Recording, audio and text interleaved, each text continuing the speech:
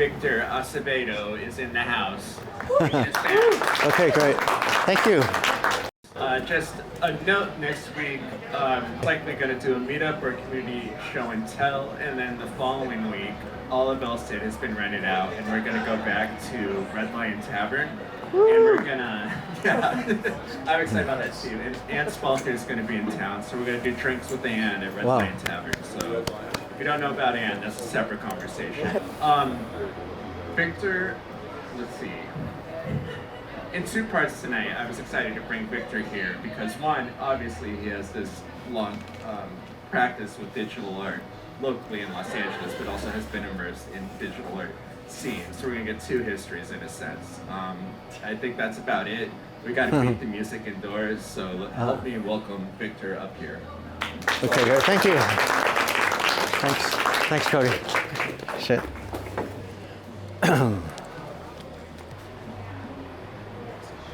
Hello, so you guys can hear me okay? Okay, I may move around, but thank you so much for being here. It's great to see you all. Thank you, Cody, so much for bringing me on and helping me out with my Genesis drop on Tezos a few days ago. And thank you all to the collectors that acquired a piece. It was a great honor to have that happen. It was very exciting, so thank you, everybody. So anyway, yeah, as Cody was saying, I'm having a two-part talk. First part will be sort of development of my work and looking at the conceptual underpinnings of it. And then will be a little part at the end where I'll go in through sort of some highlights of a chronology of the digital art scene in Los Angeles that kind of spans from '83 to 2013. And these are events and shows that I had a kind of direct contact with. So I was watching it pretty closely as a digital artist in the '80s and '90s when I was living here. Then I moved to New York for a while. I was born and raised in Los Angeles, but I moved to New York in '95, so I wasn't tracking the LA scene so much after that. But actually I would fly back and help or organize some events. I was sort of bi-coastal for a while. So we'll kind of touch on all that. This is just a sort of sampler. It's like a tip of the iceberg. So let me see. The talk is sort of based on my book that I published a few months ago. November 22nd it came out, and it's a self-published book. It's 400 pages. It's a 43-year career survey, and I'll tell you more about that later. But the book also has two parts. It has a chronology of my career, and it also has a sort of an illustrated chronology at the back with events that I was involved with and such. And hence the title of the book, Acevedo in Context, you know, kind of referring to the community in which I operated and did my art actions. Okay, that's a different thing. Oh, okay, we got a surprise segue there. Oh, okay, so we started again. Okay, no problem. Anyway, move along. I have to be careful not to linger too much on any particular slide because, you know, we have just a short time, so I could get talking about something, so I'll try to move along. Some slides I won't say much about, others I'll linger and chat for a while. But anyway, I'd like to start with my more recent work and then jump back into the past. And what I've been doing since about 2007 and then 2007, and more actively starting in 2012, I was getting into time-based work, getting into visual music and what I would call electronic visual music. We could talk more about that. So here's a video piece, and this is kind of a collage or a montage of three pieces put together back to back, little excerpts. So you can kind of get a feel for my style as it's sort of presented in a time-based way, which is this synthesis of geometry and figuration, either photographic or videographic. So play these.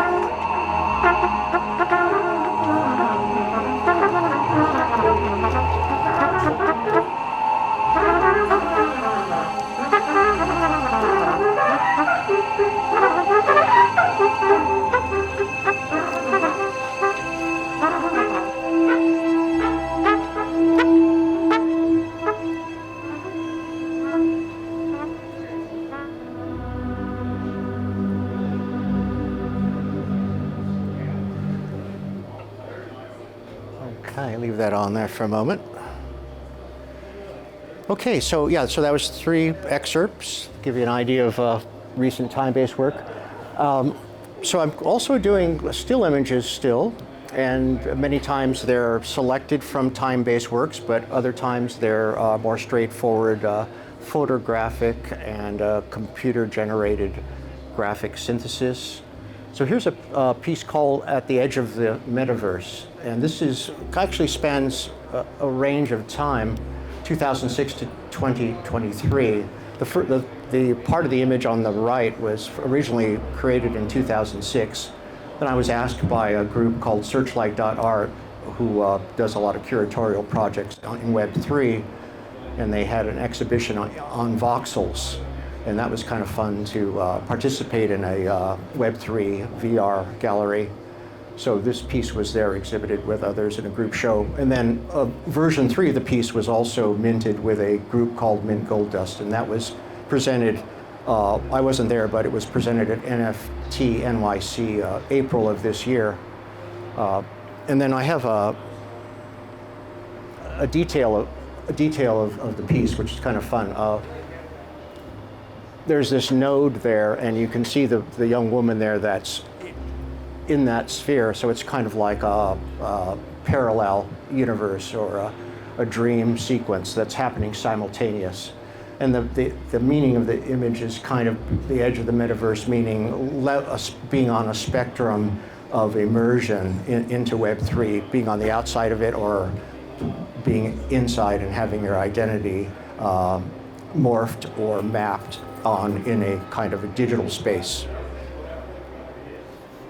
So there's another portrait along done with that same strategy piece, originally 2001, and then 20 years later, kind of expanding it for a Web3 gallery exhibition, this time on Decentraland, and this was also shown at an earlier NFT NYC in November of 2021.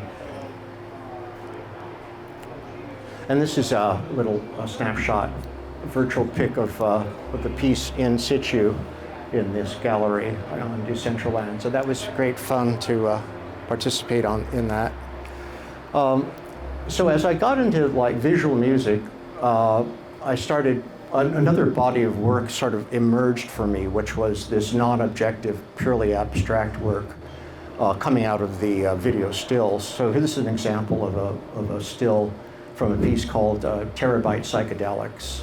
So I have this is one that sort of represents many images that I could show, but I just thought this was fun because it's a little bit different than some of the other imagery in that it's biomorphic.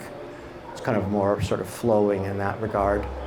And it's, I utilize a software called VDMX that's listed there on the caption, and which is actually a VJ software where you can kind of tweak out a streaming video signal. You can also tweak out still images in this sort of biomorphic way. Okay, so now jumping back in time, I'm going to talk about sources and influences, my early work, and actually I want to jump back into analog media for a moment. My analog period is 77 to 85. 77 was when I decided as an adult, yes, I want to be a visual artist, so I started taking art studio classes at college level in painting and drawing, and also art history.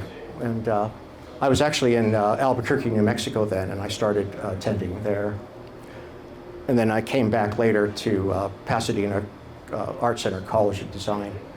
But here's sort of one of the sort of the seed of it all in some ways. I mean, I would draw spontaneously as a little child, age 4 and 5, but as an adult, age 21 in 1975, I had an opportunity to go to Holland. I was in Amsterdam, and I went to the Vincent van Gogh Museum. And at that time, it just really struck me, like the power of paint coming off the walls. You know, I would go to this room, as I remember, it's quite vivid still. There seemed to be about 30 Van Gogh canvases side by side, and you could walk up close to them.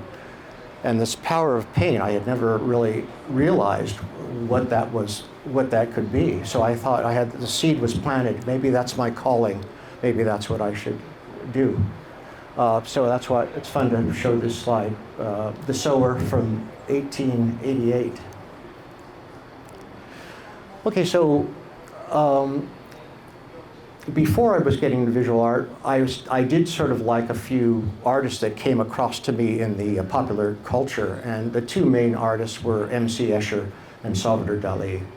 And I just thought it was fun to share this piece, which is just about my favorite M.C. Escher work. It's called Smaller and Smaller, and it's very digital, really, conceptually. It's almost fractal, with self-similarity across scale. And it also has this symmetry operations happening. And it's actually a wood cut print. And it was printed with a wood block. Two different ones. One's around the perimeter, and then a separate wood block for the center. It's like awesome craftsmanship. And it's also like a mandala, too. It's just amazing, amazing. So I just wanted to take a moment to touch on this. So in '79, I got an opportunity to go to The Hague, and it was 7 years after Escher had passed away. He passed away in '72, and I got permission to make hand transcriptions of his notebooks before they were published. And because I never knew how he'd made these zoomorphic tessellations. So this is actually my transcription of one of his notebook studies. And this is another bit of evidence that, for me, shows that it's kind of a digital paradigm. You know, it was done on graph paper, which is like a pixel grid, and he's creating the perimeters of the insect's body with sort of splines, like Bezier splines with terminal points that are plotted on this grid. And so they're repeatable because they're in discrete locations, and he's connecting those plotted points. So I thought that was pretty amazing. I didn't think of that at the time, because when I saw those, when I was interacting with those studies, I was purely immersed in analog media. But it was only later that I thought of it in that way. So I kind of went on this sort of journey with analog media based on Dali and Escher, and the project was to bring Escher's zoomorphic tessellation into oil painting. So I did a series of them, mostly small scale, but I did this one large piece that I thought I'd share with you. And I'm in the photos, you can see some scale here. I don't know, it's about 5.5 by 6.5 feet, something like that. I still have this painting, actually. It's called Slated Breakfast, Visceral Analytic, from 81, 84. Okay, so getting into some of the theoretical basis of my concept. Some of you may know this book, The Tao of Physics. It was first published in '75, and this in 2010 was the 35th anniversary edition. So we're 13 years from that. So it's like a classic in its field. It's an amazing book. And it really sort of just was kind of an epiphanous experience to read it and understand the premise that was being put across, an exploration of the parallels between modern physics and Eastern mysticism, as the subtitle says. So I want to take a moment to read some of this so you can kind of get a feel for these concepts as they're read, as I read them off the page, and these are excerpts from that. So once again, it's the premise of the book is explaining how the worldview of Western subatomic physicists is almost exactly like ancient Eastern mystics.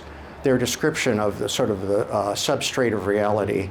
So that'll emerge as I read this. In these quantum field theories, the classical contrast between the solid particles and the space surrounding them is completely overcome. The quantum field is seen as the fundamental physical entity a continuous medium which is present everywhere in space. Particles are merely local condensations of the field, concentrations of energy which come and go, therefore losing their individual character and dissolving into the underlying field. In the words of Einstein, we may therefore regard matter as being constituted by regions of space in which the field is extremely intense.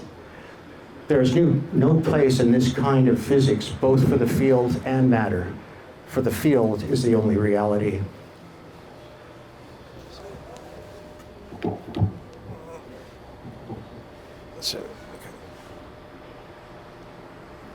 And there's another one here. I'll just see if I can. This is from the Buddhist vantage point. Buddhists express the same idea when they call the ultimate reality sunyata, emptiness or the void, and affirm that it is a living void, which gives birth to all forms in the phenomenal world. In spite of using terms like empty and void, the Eastern sages make it clear that they do not mean ordinary emptiness when they talk about Brahman, sunyata, or Tao, but on the contrary, a void which has an infinite creative potential. Thus, the void of Eastern mystics can easily be compared to the quantum field of subatomic physics. Like the quantum field, it gives birth to an infinite variety of forms which it sustains and eventually it reabsorbs. So that was pretty heady stuff as a description of reality, and I thought, yeah, it'd be interesting to make pictures that sort of express this description of reality, and hence the title of the talk, From the Void Matrix to the Blockchain. So wanting to have a metaphor for that, for the field, basically, that's where it comes down to, and we're all familiar with color field, the notion of the field as a structural entity to explore in a pictorial space. You know, you have resonance of color contrast that kind of create a field, and you saw a field experience, a spatial experience in that regard. You see that with the, like, I think Motherwell's work, Rothko's work. But my predilection was more sort of graphical. My father was a civil engineer, so I used to watch him draw in ink structures that were kind of linear in those engineering plans. So I was into polygons, all space filling polygons with M.C. Escher, and then I learned about all space filling polyhedra, and that led me to Buckminster Fuller. He's famous for his domes, but he also wrote two books called Synergetics 1 and Synergetics 2, which are these massive volumes, all about this geometry. And dome struck architecture is a subset of this. It's kind of a spherical mapping, and it's also a omnitriangulated network mapping of spatial or energetic events. So I used to look at this plate at the back of Synergetics 2, and it's called an isotropic vector matrix, as Fuller would name it. It's made up of contiguous tetrahedral and octahedral domains, and you have this figure nesting in it. Looks like a cube, but it's actually a rhombic dodecahedron. So I thought, wow, this is a great graphical metaphor for the field, for a field that's potentially empty, but also it's kind of coordinated such that it has structure and objects and things can emerge. And something I should say, when I read those quotes from Tao of Physics, they're kind of talking about subatomic events. But for me, it was kind of like you could kind of map that, scale it up to the macro level, and isn't that how it goes? We come in and out of being, and we're feeling this resonant, eternal void, and plenum, which is overrun with potentialities of idea, thought, and physicality. So I think it's a scalable concept. So I thought, well, I should try to make pictures that express that. You know, let me take a sip of. How are we doing on time? Okay, all right, okay, great.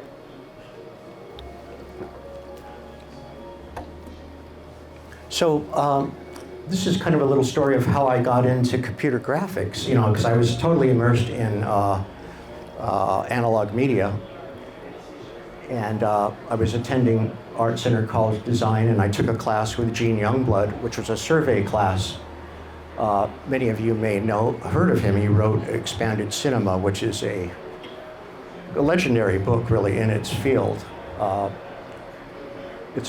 the book kind of covered cutting edge, well, first sort of the indie film, underground film, avant-garde film, and also cutting edge electronic video experiments, and then also started weaving in this thing called computer graphics.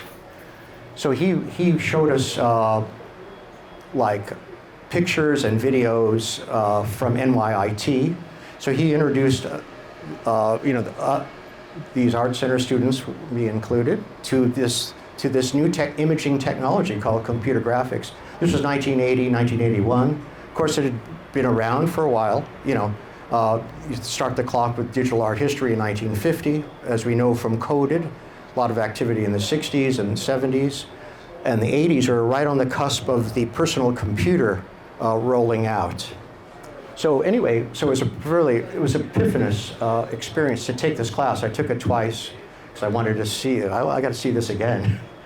But this piece by Ed Emshwiller from 1979 that he did in collaboration with computer scientists at NYIT, Alvy Ray Smith is one of them. This is still on YouTube.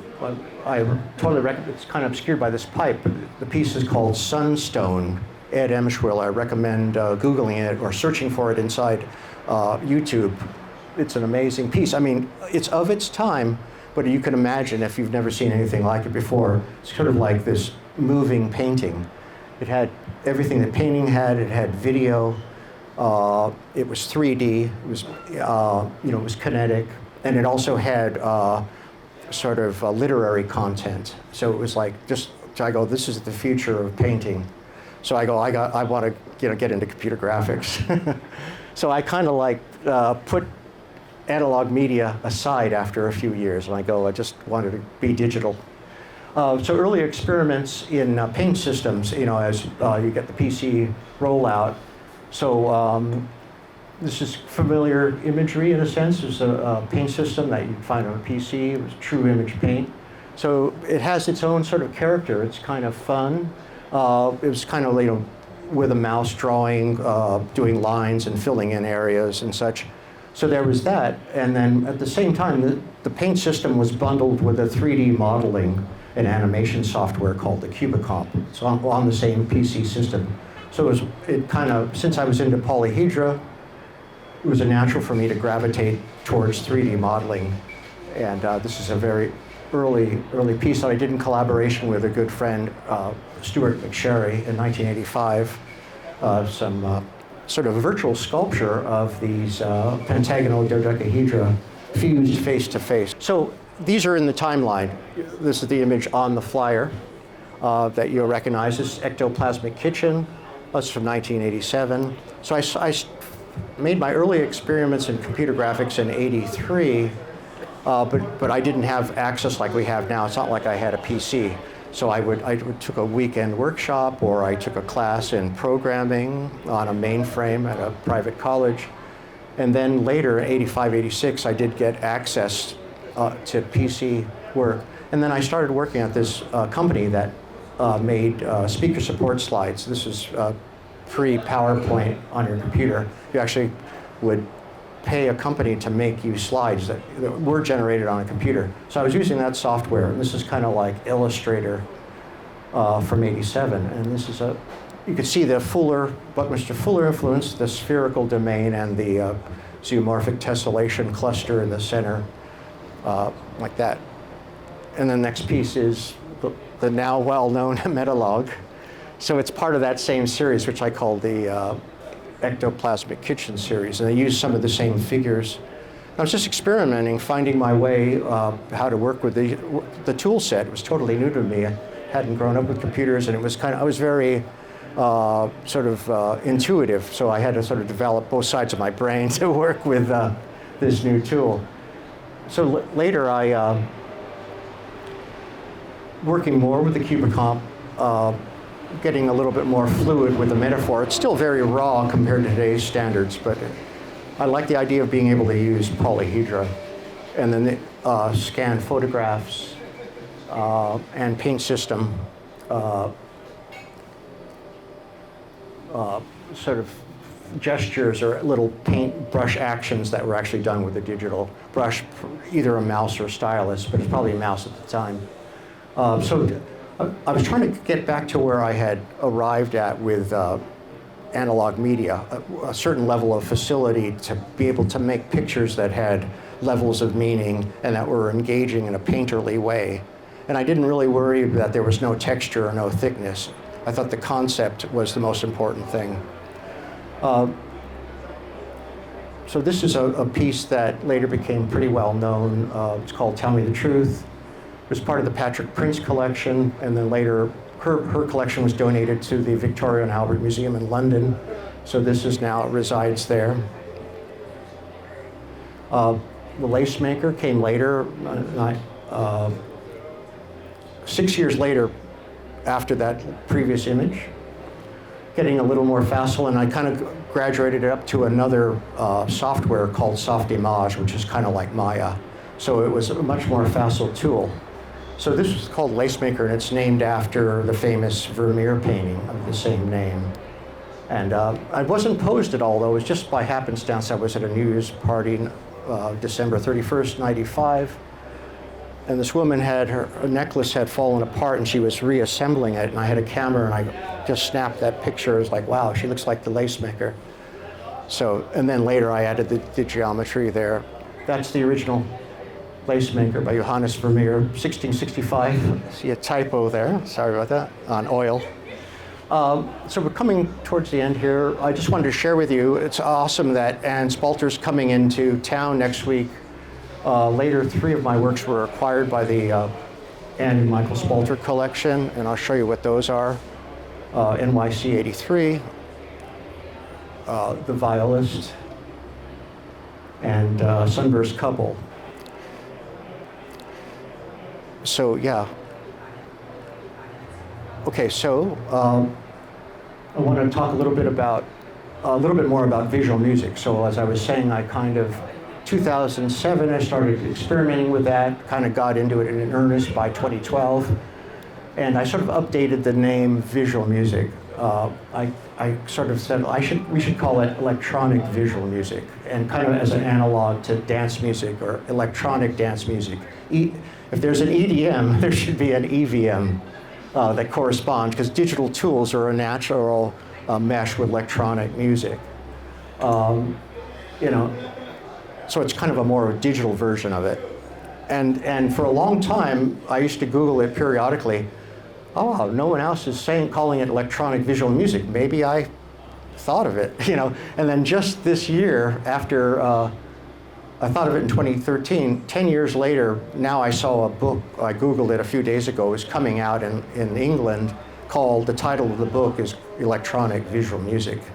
And it's kind of a survey and tutorial of techniques for making EVM pieces. So I thought that was cool. So anyway, this is a poster, bottom left, of sort of a postcard. I got involved with the video projection scene, kind of live drum and bass events and dubstep for a while, 2012 to 2014. Kind of experiment. I thought, wow, the drum and bass needs more visuals, and they might like what I do. So I started doing some gigs, but I did it for a couple of years. But we were going to do this monthly called EVM Lab, but it didn't get off the ground. We didn't get the funding. But then 6 years later, I did my first public event as an EVM event at the Los Angeles Center for Digital Art downtown. It's now closed, but it ran for about 15 years. And I kind of evolved from dance music into more abstract forms like modular synthesis or soundscape electronic music. So that's kind of my sort of sweet spot for visualization at this stage. But so we did a night of live performances with James Allen, who works with modular synth, and then a group called Hookah, who works with more traditional electronic tools, and then Rex Bruce also works with modular synth. So that was a great night. So just to kind of wrap up this section, I want to play another visual music piece. And this is kind of amalgam of some of my analog media work that's been processed with the VDMX VJ software tool, and then some computer graphic elements. So it's a short little piece, but I'll play it for you now.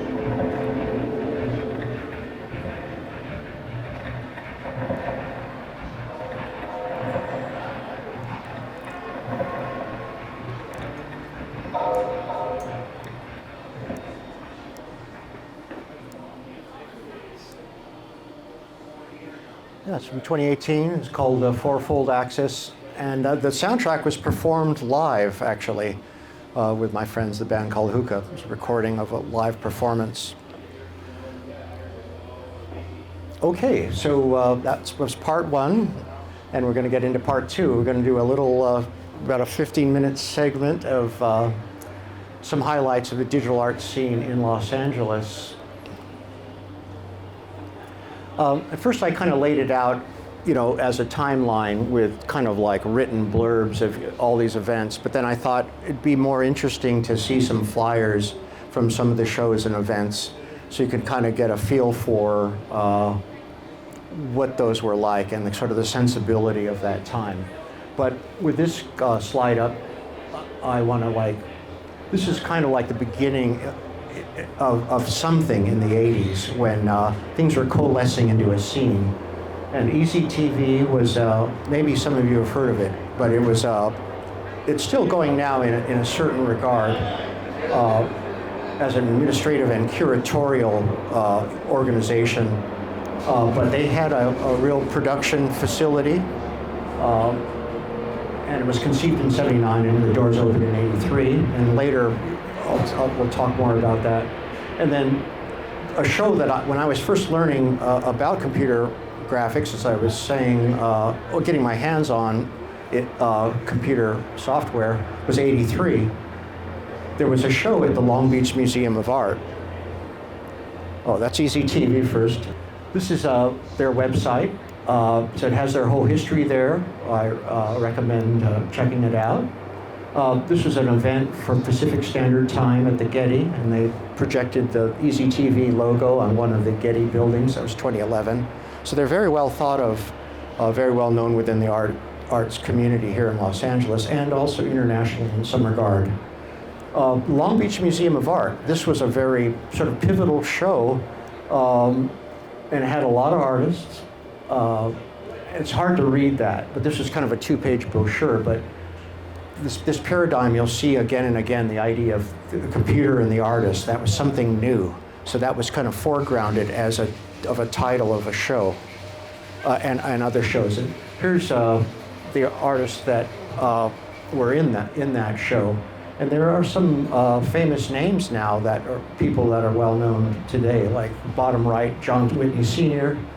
In the video world, Dean Winkler, Tom DeWitt, Vibeke Sorensen, Nina Sorbel. There is Sheila Pinkel, who was in the middle of the right column. She was in the Coded show. Bill and Louise Etra, David M., was an important artist. I was actually surprised that he wasn't encoded because he was a 1970s computer art pioneer, and he was embedded with JPL, and he worked with James Blinn in the 70s, part of that same era. You'll probably be hearing more about him as time goes on, but he's been around seemingly forever, as they say. So this is, as I was saying before, it's through a sort of a subjective personal lens, there's sort of a personal history so these are my very first two gallery situation exhibitions of my digital work. 88 was with the Los Angeles Center for Photographic Studies. It was in Glendale, the Brand Library. And there's a red Xerox of another version of Ectoplasmic Kitchen. So I kind of made my own bootleg. The flyer was very austere. It just had type on one side, and the other side was blank, and you could put a stamp on it and an address. So I thought, I want to promote the show. I'll make my own photocopy flyers. So that's in red, and then another example of the Ectoplasmic Kitchen series, a piece called Agreement. It was actually Acevedo in Metropolis was actually at a restaurant. It was a very early show. I was happy to show anywhere in those days. So Easy TV, 1990, they had this show, which I thought was quite important. And it was curated by the woman there on the right, Patrick D. Prince, who is the same Patrick Prince of the Patrick Prince collection that landed at the Victoria and Albert Museum decades later. But she was actually, in the trenches, on the ground, working with digital artists, because she really loved the form. She was very active as a curator with the ACM SIGGRAPH group. Maybe some of you have heard of it. But she was collaborating with my old friend Michael J. Masucci, the gentleman there, looking quite young, actually. This is 1990. So she brought a lot of interesting artists together, like Rebecca Allen, second artist listed. She's also encoded. She's an amazing digital art pioneer. I know some of you know her work. She went to, I think, MIT and maybe NYIT as well. But she was in the show, once again, Vibeke Sorensen, Shelley Lake. Tony Longson was a British pioneer from the 70s. A lot was actually going on in England in the 70s in the university system with digital art, pre-graphical user interface. It was all algorithmic work, and Tony was involved with that. So here's the catalog of it. So there's still a few of these around. So it was really well done because Patrick was involved. She knew really how to put on a show and how to document it.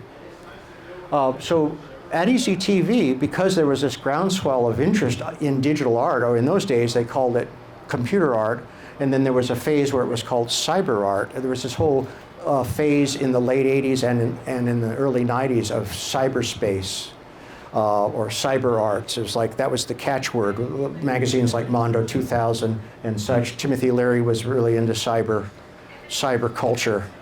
So hence the name of the gallery is Cyberspace Gallery. And it opened its doors in 1992. And at the time, it was one of the few almost exclusively digital art galleries in the United States. There's probably a few around, but certainly the only one in Los Angeles at the time. So this was the inaugural exhibition. This is what it looked like. There was sort of a bit of ad hocness to it. Like the upper floor at EZTV in West Hollywood was kind of an large attic space that was cleaned up and opened up, repainted, and turned into a gallery. And here's an opening, probably the first show, I think it is, and that was November 1992. This was a fun show also at Cyberspace. It was a group show. It was in 1993. There's some important names like Roman Verasco was in it. And let's see, Hebert, what looks like Hebert is Hebert, Jean-Pierre Hebert. He was also encoded. He's an algorithmist. These artists were kind of brought together by Patrick Prince, invited to show. There's another show that happened in '93. Actually, the Downey Museum of Art was quite active with computer art for a while. They did two big shows, one in '93 and then one in '95. I thought this was kind of, and you can see the graphics are kind of indicative of the time. It's sort of like desktop publishing aesthetic. But you can tell that the computer aesthetic and the facility with the tools was now beginning to happen. It was being assimilated by designers and artists. So there's a kind of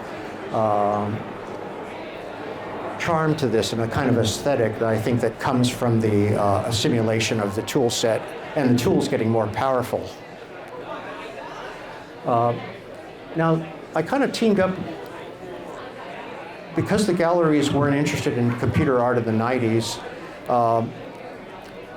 myself and another friend, Michael Wright, sadly he's passed away recently, and some other artists, with a small group, we got together, kind of like this, a small group, even smaller than this actually, and we kind of banded together under the moniker, with a smile and a wink, the Digilantes. You know, taking the law into our own hands and putting on our own shows. So this is an example of one of those shows, which is actually a bi-coastal thing. New York, it's called Digital Site, and it was done in conjunction with the nonprofit organization called Site. And so it had a downtown Los Angeles venue, and it also had a New York node. And the notion was to have a real-time opening on both coasts simultaneously. And we were influenced by Kit Galloway's and Sherry Rabinowitz's famous piece called Hole in Space, which was actually done quite well. Coming down 5, okay. That technology worked. But we were trying to do it with a see you, see me dial-up, trying to do a bi-coastal opening. That part actually didn't work, but the two openings did come off. And so that was kind of fun. And this, there's another show I'm going to speed up here. This is at Cal Poly Pomona called Deus Ex Machina. And pretty cool show. Patrick Prince was the moderator of their panel. Another Digilante event. We had a retrospective at Downtown Space. It was a gallery, but it was called Museum of Art's Downtown Los Angeles. Got a little bit of news coverage. This is very interesting. At LACMA, in conjunction with the Los Angeles Graphic Arts Council, there was a panel discussion called Defining the Digital Print, a symposium exploring the issues and controversies surrounding the fine art digital print. And I was on the panel with Michael Wright. Jennifer Steinkamp, some of you might know her, she's a brilliant digital artist still working today. Graham Nash of Crosby, Stills, Nash and Young, and also the Hawleys. He was quite involved with digital printing with the Iris, and his assistant or partner, Mac Holbert, was on the panel. And the moderator was Howard N. Fox, curator of contemporary art at LACMA. This is kind of what that looked like. Graham Nash was amazing. Peter Frank, very top left, he's an important art critic in Los Angeles and historian as well. Just kind of coming towards the end now, I want to just kind of highlight this LACTA, which is Los Angeles Center for Digital Art, that ran for about 15 years downtown. Image on the right is the facade of the last location, and they did hundreds of shows. There's a flyer for a couple of them. Glitch show was pretty cool. And then there's a show that actually has a detail of one of my images. So here's the book. It's just kind of towards wrapping up here. There's a placard over there at the front table next to the NFTuesdayLA placard, and there's a QR code there. So if you want to get a copy of the book, you can get on my mailing list, and I'll let you know when it comes out, because the first shipment of the book, the hardcover book, has sold out. It's a limited edition of 2,000, and for the time being, I'll sign everyone that gets purchased. But right now, I'm waiting for the next shipment, so you can pre-order it online on my website with QR code, and or you can just get on the mailing list and I'll let you know. But you can get it immediately in ebook form. It's available on Amazon and available on Apple Books, and there's a QR code for that as well. So that's that's the talk. So thank you so much for listening.